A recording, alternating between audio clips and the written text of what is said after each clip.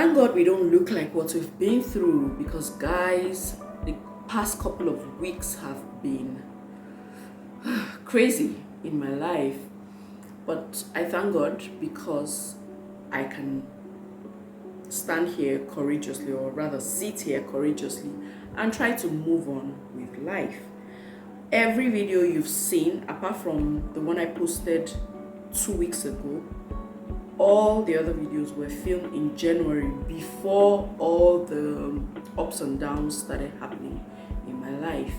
But this is a fresh video, so this is me trying to move on from all the things that have happened.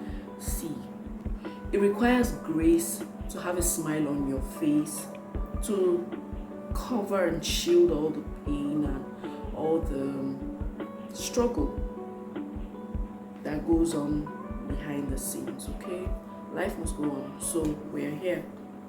So today's video is not very conventional. I'm just here to chit chat a little and just share my story of how I have kind of dabbled into many legitimate ventures, just in a bid not to stay broke. Okay, so I realized quickly in my career that teaching is not the one that can, so I realized really quickly in my career that teaching may not be the one that can pay all your bills. Okay, because how much can you really be paid, for teaching in the classroom in Nigeria? I don't know how. I don't have the facts about how it is out there in other countries, but in Nigeria it's not a lot. Some of us that are considered as the highest paid teachers around our environment, still it's not good enough. So I realized quickly that I need to do some other things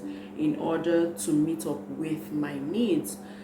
Look, right from when I was a kid, okay, I've always hated being broke. Right from when I was in JSS3 and things like that, I would make zobo, I'll tie it in little nylon bags, freeze it, and tell all the neighbors that I'm selling zobo, and they'll come and start buying. I'll make cupcakes and I'll announce to all my friends around the neighborhoods, and they'll give me their money, and I will sell these cupcakes to them. At some point, when I was already a teacher, in the school that I was working, I was making meat pies. Okay, I was making some form of pastry. I used to make sandwiches, puff, meat pies, and I'll wake up really early in the morning. I'll prep some of the things from the night before, so that in the morning I just put them in the oven, they bake, and I take them to school nice, fresh and hot. And every day they were selling out and I was cashing out. Okay, I was doing all these little things, and then I was even supplying these things to people. So people would have breakfast meetings and they would contact me, and I would do all the prep. Thankfully, I had a help at that time that was so helpful and supportive. She gave me all the support that I needed, and so we did these things together. Sometimes I used to even supply moi to people, just little things like that that was giving me change on the side, and it felt really good. By the way, I was already married at this time. I could have said, oh, now I have a husband, let him do everything. But listen, my life is not like that. I grew up in a family where my mother was extremely hardworking, simply because she had to be the one to put food on the table. Now that's a story for another day, but she had to put food on the table for us. And trust me, we lived a good life growing up.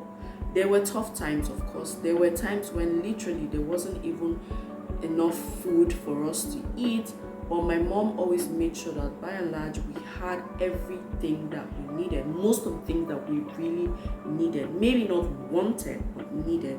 We went to, very good schools at the time in the town that I grew up in.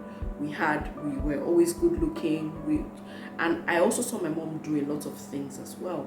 So that's why I got this spirit of, not just being laid back and waiting for manna to fall from heaven. I've always known that you need to work hard for stuff. That doesn't mean I don't know how to chill. I also know how to relax and enjoy myself, okay? Because I didn't come to this world just to suffer. At some point as well in my teaching journey, I used to do home lessons. The very first one, I taught them for about 4 years, and I did it so well, but it was super, super stressful. The family that I was working with, they were so good that we have maintained a relationship from that time even till today. Those kids have graduated from secondary school, they're almost graduating from the university now. I put 100 into anything I'm doing, so that's why I had that relationship with them. And even after then, all their home tutors after me came from me. Okay, I recommended every other person that got to teach their children, and I was paid more in those home lessons than what I was paid in my 9 to 5. Okay, but still it didn't matter. I needed the two sources of income in order to live the kind of life that I wanted to live. I never did anything illegitimate, but I always had money to spend. You know, why am I making this video? I'm making this video for you who is a teacher. You may not even be a teacher, but you might be in a profession. There is a time and season for everything. Just make sure you have some direction. Put the work in. Provide value anywhere you find yourself, okay? In no distant future, you will be the one naming your price, okay? I remember in one of the places where I worked, I wanted to move on, okay? And I had got a better offer that was willing to pay me 2 times what I was receiving in that job.